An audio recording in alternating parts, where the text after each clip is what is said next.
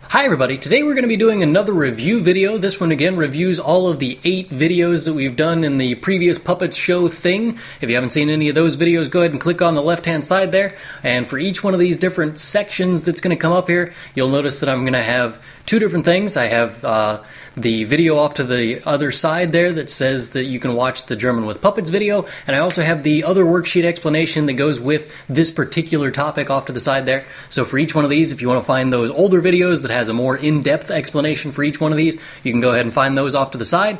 In the meantime, let's go ahead and get started on section number 1 here. Section number 1 is talking about pronouns and which pronoun you would use in each situation.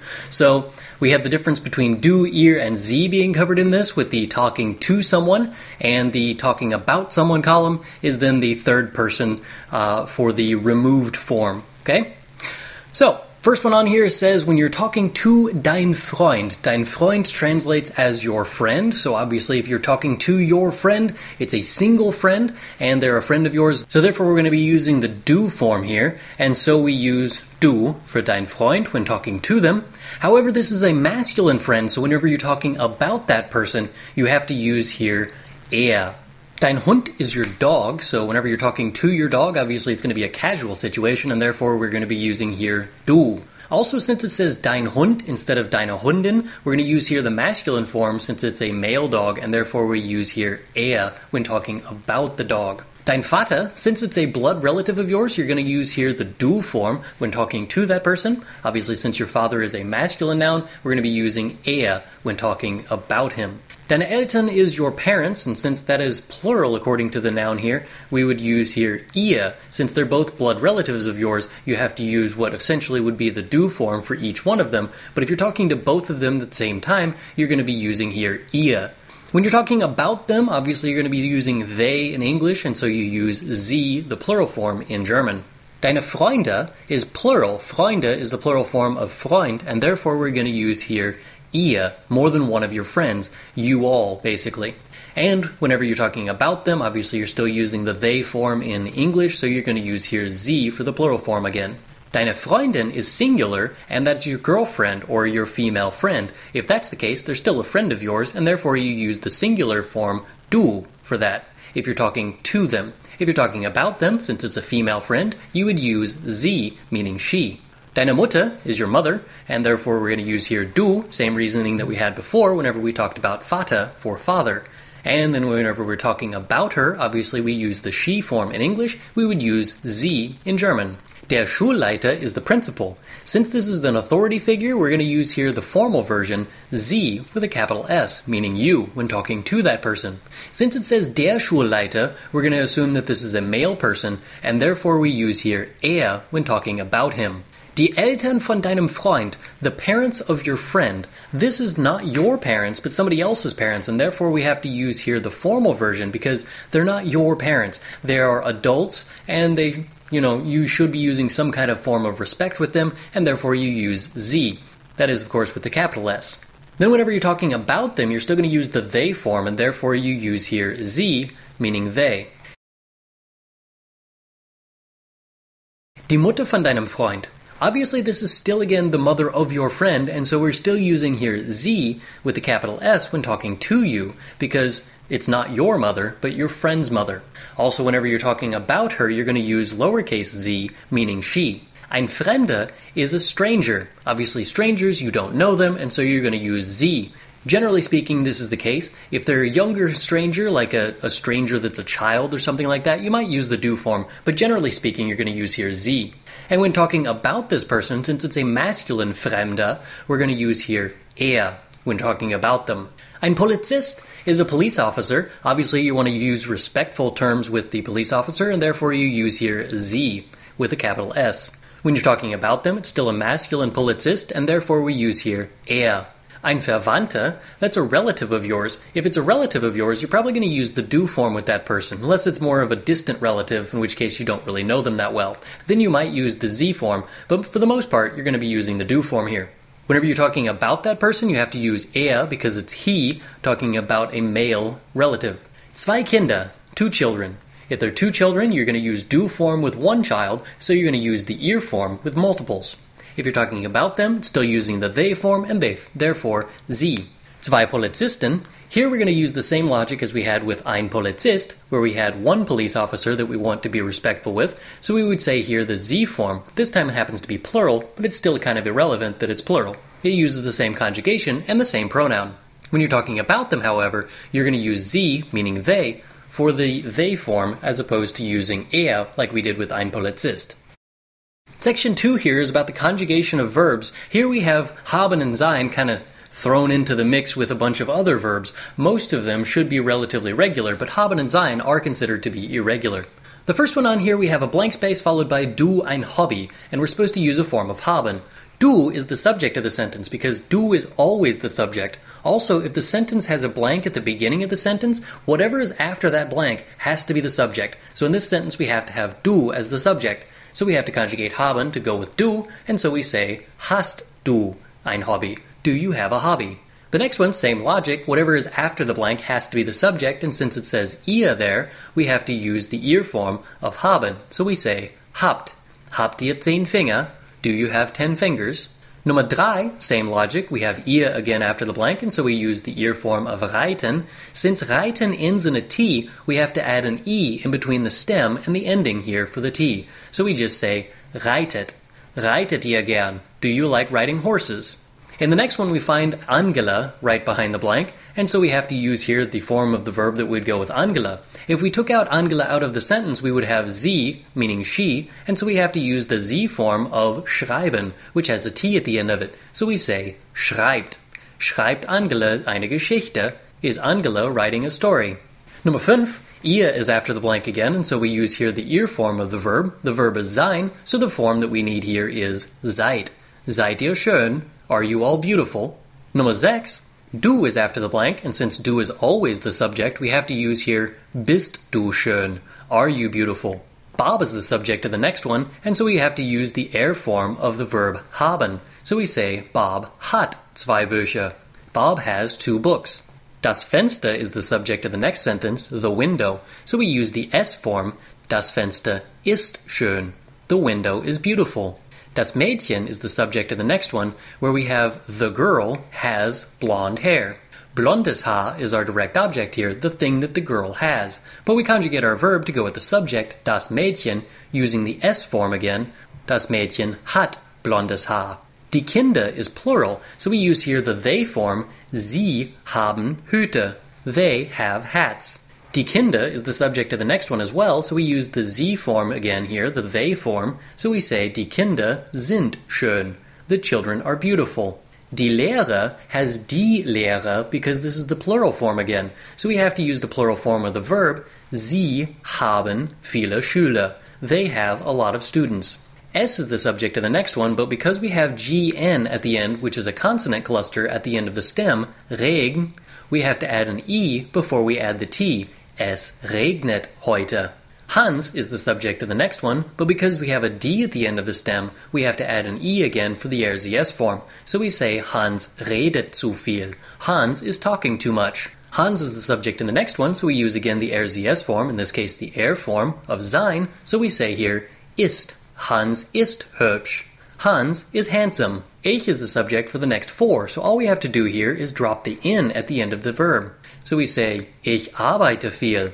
I work a lot. Ich gehe nach Hause. I am going home. Ich habe eine Katze. I have a cat. Now number 19 is a little bit more complicated. We have to use the ich form of sein. So here we have ich bin schön. I am beautiful. Sophia is the subject of the next one, so we say, Sophia ist schön. It uses again the Z form in the RZS series. Tanya is again the RZS form, and so we use here Tanya hat ein Heft. Tanya has a notebook. Warum something du vor der Tür? Du is the subject of the sentence because du is always the subject. Besides that, warum is the only other option that we have that's right next to the verb, so that can't be our subject, so we have to use here du. We use the du form of stehen, which is stehst. Warum stehst du vor der Tür? Why are you standing in front of the door? Wir is the subject of the next 3, and all of these should just take the en form, except for the sein. Wir bleiben zu Hause. We're staying at home. Wir sind schön, because that's the wir form of sein. Wir haben Hunger. We have hunger, or we are hungry. In section 3, we're supposed to write a greeting or farewell according to each of the times and regions below. Not all of these are going to have answers to them. This is kind of a trick question. A greeting for the morning, you might use Guten Morgen. A farewell that you might use would be Bis später, until later, see you later. In the Mittag, in the middle of the day, you might hear Guten Tag. Guten Tag means good day. A way to say goodbye at that time of day might be something casual like Tschüss. Tschüss just means bye. In the Nachmittag, or the afternoon, there isn't really a specific greeting, so here we would have something like Hallo. Something casual just means hello. You might also see Bis dann, until later, for a way to say goodbye. Until then. In the evening, you might hear Guten Abend. Guten Abend just means good evening. And a more formal way of saying farewell that you might hear in the evening time would be Auf Wiedersehen, literally meaning until we see each other again. In the evening, you might hear someone say Tag, just saying hi. In order to say goodbye at that time of night, you might hear Gute Nacht, meaning good night. This is what I say to my daughter whenever I put her to bed. Gute Nacht, good night. In Norddeutschland, a greeting might be Moin, just meaning hi. It's kind of a casual greeting. There isn't really a specific farewell that I have on my list for Norddeutschland. If you have one that I haven't thought of yet, go ahead and leave it in the comments below. In Süddeutschland, you have two greetings. You might hear Grüß Gott or Grüß dich. Grüß Gott being the little bit more formal one, Grüß dich being a form of dich, being you, and so we would use here kind of a more casual greeting. There again is not a specific farewell for that particular region. In Österreich, or Austria, you might hear Grüezi, Grüezi being a way of saying hello. Again, there's not a specific farewell for this particular region. In die Schweiz, or in Switzerland, you might hear Servus, Servus being another way of saying hello. There is again not a specific farewell on my list here. If you have any suggestions for those 4 blanks, leave them in the comments below. Maybe there's something I haven't heard of yet.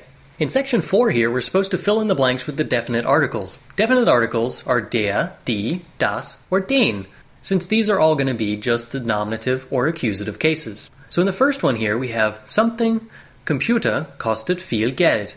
The computer is the subject of the sentence, and since computer is a masculine noun, we have to use here Der Computer kostet viel Geld. And number 2, Cousin is the subject of the sentence, or cousin, and so we use here the masculine word again for the nominative case, Der Cousin hat, and what it is that he likes here is Sommer. That means that this is the direct object of the sentence. All of the seasons, months, and days of the week are going to be masculine, so we use here den Sommer for the accusative masculine, den Sommer. Nummer 3, Die Frau hat das Heft. The woman has the notebook. Die Frau, because it's feminine noun, and das Heft, because it's a neuter noun. Die Frau is in the nominative case because it's the subject of the sentence. She's the one that has something. Das Heft is in the accusative case because it's the thing being had. Der Großvater kauft die Gitarre. Der Großvater is the subject of the sentence, which is a masculine noun, so we use here der. Die Gitarre is feminine, but is in the accusative case, so we use die Gitarre. Die Jahreszeiten sind der Sommer, der Winter, der Frühling und der Herbst. The first one here is plural. That's why the conjugation is sind. Die Jahreszeiten sind, because it's plural. Jahreszeit is a season, but put an en at the end of it and it becomes the plural form, seasons. All of the months, seasons, and days of the week are masculine nouns, so we have der Sommer, der Winter, der Frühling, der Herbst. And we use here the masculine nominative case because forms of sein do not take direct objects. They never have an accusative object. So here we have to have masculine nominative. Die Kinder essen die Bratwürste. The children are eating the bratwursts. Die Kinder are the subject of the sentence, which are the children, and since it's plural, we say die Kinder. Die Bratwürste are the direct objects of the sentence, and since we have here the plural again, Würste, we have to use die for the accusative and plural. In Nummer 7, we have Das Mädchen schreibt den Brief. Das Mädchen, because it's neuter and in the nominative case, she's the one writing the letter. Den Brief is masculine accusative because it's the thing being written. Nummer 8, Der Mann kauft die Karte. Der Mann is the nominative case, it's the one buying something, and so we have here der Mann for the masculine nominative. Die Karte is the feminine and accusative because we have here the thing being bought, the ticket. Der Onkel ist mein Onkel. The uncle is my uncle. This one here we have the nominative case again because it's the subject of the sentence. Der Onkel, masculine, nominative. Nummer 10. Hat der Schüler den Rechner? Does the student have the calculator? Der Schüler is the subject of the sentence. It's directly after the conjugated verb. There isn't anything in front of the verb, which means that what comes after it must be the subject. Den Rechner is the accusative masculine form because it is the direct object. It's the thing being had. In section 5, we're supposed to insert the indefinite articles. If there is a letter in front of the blank, it just means that we're supposed to have mein, dein, sein, kein, and so on, mostly because you can't have a plural with an ein word. Nummer 1. Eine Frau hat keine Computerspiele. Eine Frau, because it's feminine and nominative, she's the subject of the sentence. Keine Computerspiele is plural and accusative, so we use here keine, which has an e at the end of it. Ein Heft hat Papier. A notebook has paper. Ein Heft because it's neuter and nominative. Ein Junge hat ein Problem. A boy has a problem. Ein Junge is nominative and masculine. Problem is neuter and accusative. It's the thing being had in this sentence. Ein Problem. No ending. Ein Mädchen findet eine Antwort. A girl finds an answer. Ein Mädchen because it's nominative and neuter. Eine Antwort because it's feminine and accusative. It's the thing being found. Hans hat eine Freundin. Hans has a girlfriend. What does Hans have? Eine Freundin. Accusative feminine. Herr Antrim hat eine Tochter. Mr. Antrim has a daughter. What does Herr Antrim have? Eine Tochter. The thing being had in this sentence is the direct object, the accusative Tochter, feminine. Ich esse einen Radiergummi. I am eating an eraser. The direct object in this sentence is der Radiergummi. Radiergummi is a masculine noun, and therefore we use einen for the accusative masculine. Ich höre keine Musik. I am hearing no music, or I don't hear any music. Here we have keine for no music, negating the music. Music is a feminine noun, and therefore we use keine Musik. It's the feminine accusative. Sophie hat einen Freund. Sophia has a boyfriend.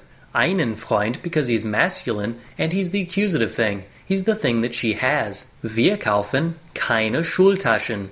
This one's plural and accusative. We are the ones buying something. The something we are buying are school bags. Since they are plural, we have keine, no. In section 6, we're supposed to fill in the blanks with either zu Hause or nach Hause. Zu Hause meaning at home and nach Hause meaning towards home, implying some kind of emotion. Hans hört zu Hause Musik. Hans is listening to music at home. Hören is not a motion verb, and therefore we use here zu Hause, at home. Where is he listening to music? Zu Hause. Hast du CDs zu Hause? Do you have CDs at home? Zu Hause again because we're not going from one place to another. It's asking, do you have CDs at home? Hast du CDs zu Hause? By the way, there should be a question mark at the end of this question. Ich bringe mein Buch. I am bringing my book. Nach Hause. To where are you bringing your book? Nach Hause. Since we say to where, we have to say here nach Hause. We are bringing something. There is some kind of emotion involved here, and so we say nach Hause. Ich gehe nach Hause. I am going home. This one says gehen, and since we use a form of gehen here, we have to use emotion, and therefore nach Hause. Maria kommt später nach Hause. Maria is coming home later. Since she is coming home, we have to say nach Hause. Obviously, there's emotion involved. Meine Hausaufgaben sind zu Hause. My homework is at home. Here we have the plural form, so that's why we said sind, but my homework are at home. So we say zu Hause. Sophia rennt. Rennen is a motion verb, so we say rennt nach Hause. She runs home. Wie viel Uhr gehen Tanja und Silke nach Hause? Again, we use a form of gehen. Obviously, that's a motion verb, and so we say nach Hause. Werner ist nicht zu Hause. Werner is not at home. Zu Hause because he's staying there. He's not at home, not going towards home. So we say zu Hause. Nummer 10. Wir bleiben zu Hause. We are remaining or staying at home. Obviously, staying does not involve some kind of motion, and therefore we use zu Hause. In section 7, we're supposed to change these statements into questions. Most of them are really easy. All you have to do is switch the word order up. Some of them, though, you will have to change from ich or wir to du, ihr, or sie. In the first one, it says, Das ist Herr Schmidt. This is Mr. Smith. If that's the case, all you have to do is switch the subject and the verb. So we say, Ist das Herr Schmidt? And change our punctuation. Ist das Herr Schmidt? Question mark.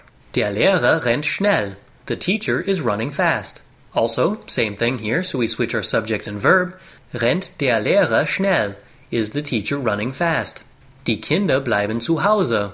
The children are staying at home. Bleiben die Kinder zu Hause? Are the children staying at home? Again, just switch the subject and verb. Die Lehrer unterrichten Deutsch. The teachers are teaching German. Unterrichten die Lehrer Deutsch? Are the teachers teaching German? Again, switch subject and verb. Die Polizei verhaften den Räuber. The police are arresting the robber. Verhaftet die Polizei den Räuber? Are the police arresting the robber? Gisela redet viel. Gisela talks a lot. Redet Gisela viel? Does Gisela talk a lot? Hans wohnt in Berlin. Hans is living in Berlin. Wohnt Hans in Berlin? Does Hans live in Berlin? Ich kaufe 3 Karten. I am buying 3 tickets. Since I is in the statement, whenever we write the question, we have to change this to the do form or the Sie form. I chose the do form for this one. Kaufst du 3 Karten? Are you buying 3 tickets? The same is true of the next two. Ich kaufe einen Hund. I am buying a dog. Kaufst du einen Hund? Are you buying a dog? Ich kenne Herrn Braun. I know Mr. Brown. Kennst du Herrn Braun? Do you know Mr. Brown? 4 plus 9 ist 13. 4 plus 9 is 13. Ist 4 plus 9 13? Is 4 plus 9 13? Wir gehen nach Hause. Again, here we have we are going home, so we have to use here the ihr form or the Sie form whenever we're changing to a question. So we say, Geht ihr nach Hause? Are you all going home? Wir schreiben einen Brief. We are writing a letter. Again, we either change this to the ihr form or the Sie form. I chose the ihr form. Schreibt ihr einen Brief? Are you writing a letter? In section 8, we're supposed to ask questions using wer, wen, or was, based on the answers to the question. The first one here says, something hast du gern. Du is the subject, so we know we're working with something in the accusative case. Meine Freundin is the thing that I like in the second sentence here. Ich habe meine Freundin gern. I like my girlfriend. So, since my girlfriend is a person, we say, wen hast du gern? Whom do you like? Nummer 2. Something hat viele Hausaufgaben. We already know that the subject of the sentence is the question word because hat is conjugated to the singular form, whereas Hausaufgaben is plural. So here, whenever we answer the question, wir haben viele Hausaufgaben, we have a lot of homework, we ask, who has a lot of homework? Wer hat viele Hausaufgaben? Nummer 3. Something ist das. Das ist ein Heft. Ist is one of those ambiguous ones. Das could be the subject, but also the question word could be the subject. So in this one, we have to look at the answer. This is a notebook. So we say notebook, not a person, so we have to use what is that? Was ist das? Nummer 4. This is the same question, but this time it says this is Herr Antrim. Since it's Herr Antrim, we have to use wer ist das? Nominative case, who is that? Nummer 5. Something kaufst du. Ich kaufe einen Hund. In this one we have einen Hund being the thing that is bought. Du is the subject, so we have an accusative question word. Was kaufst du? What are you buying? Nummer 6. Something kennst du. Du is again the subject, but whenever we answer this, ich kenne Herrn Antrim, we have a person again, so we have to use the accusative question word for people. Wen kennst du? Whom do you know? Nummer 7. Something kennt Rüdi. This one's kind of ambiguous. We don't know if Rudi is the subject or the direct object, but the answer to the question says Rudi kennt den Mann. Den Mann is accusative, which means that Rudi is the subject of both sentences. So we say, wen kennt Rudi? Whom does Rudi know? Nummer 8 is the same question, but this time we have wir kennen Rudi for the answer to that question. Since wir is the subject of the answer, wir must also be the subject of the question. So we say, wer kennt Rudi? Who knows Rudy? Nummer 9. Something kommt später rüber. We don't know if this is what is coming over later or who is coming over later, but the answer to this question is meine Freundin kommt später rüber. My girlfriend is coming over later. Assuming my girlfriend is a person, we say wer kommt später rüber. Who is coming over later? Nummer 10. Du is the subject here, but since we have to ask ourselves something machst du nach der Schule, something doing you after the school, it says Ich gehe nach Hause. I am going home. So the question was, what are you doing after school? Was machst du nach der Schule? Nummer 11. Something wohnt in Edwardsville. In Edwardsville is a prepositional phrase, so we know that can't be the subject. So our question word has to be the subject of the sentence. Wer wohnt in Edwardsville? Who lives in Edwardsville? Herr Antrim wohnt in Edwardsville. Mr. Antrim lives in Edwardsville. In section 9, we're supposed to write in the plural forms of all of these nouns. They should all change to D, and some of them will take S's, some of them will take umlauts, umlaut ER, and so on and so forth. So let's just go down the list. Das Büro, die Büros. Das Computerspiel, die Computerspiele. Das Fach, die Fächer. Das Heft, die Hefte. Das Lineal, die Lineale. Das Mädchen, die Mädchen. Der Bahnhof, die Bahnhöfe. Der Computer, die Computer. Der Cousin, die Cousins. Der Fußball, die Fußbälle. Der Herr, die Herren. Der Kuli, die Kulis. Das Buch, die Bücher. Das Haus, die Häuser. Das Klavier, die Klaviere. Das Problem, die Probleme. Der Basketball, die Basketbälle. Der Bleistift, die Bleistifte. Der Bruder, die Brüder. Der Freund, die Freunde. Der Krimi, die Krimis. Der Lehrer, die Lehrer. Der Onkel, die Onkel. Der Radiergummi, die Radiergummis. Here we have an extension of the same thing. Der Rechner, die Rechner. Der Stuhl, die Stühle. Der Tag, die Tage. Der Vater, die Väter. Die Antwort, die Antworten. Die Hausaufgabe, die Hausaufgaben. Der Junge, die Jungen. Die Klasse, die Klassen. Die Lehrerin, die Lehrerinnen. Die Mutter, die Mütter. Die Schwester, die Schwestern. Die Woche, die Wochen. Der Sohn, die Söhne. Der Tisch, die Tische. Die CD, die CDs. Die Frau, die Frauen. Die Freundin, die Freundinnen. Die Gitarre, die Gitarren. Die Idee, die Ideen. Die Karte, die Karten. Die Minute, die Minuten. Die Stunde, die Stunden. Die Tochter, die Töchter. Die Uhr, die Uhren. That's it for today. Don't forget to check out some of these other videos if you haven't already seen them for all of these different review topics that we just covered. And of course, you can always go ahead and click on the subscribe button to see 2 videos a week from me. Thanks a lot for watching. Bye now.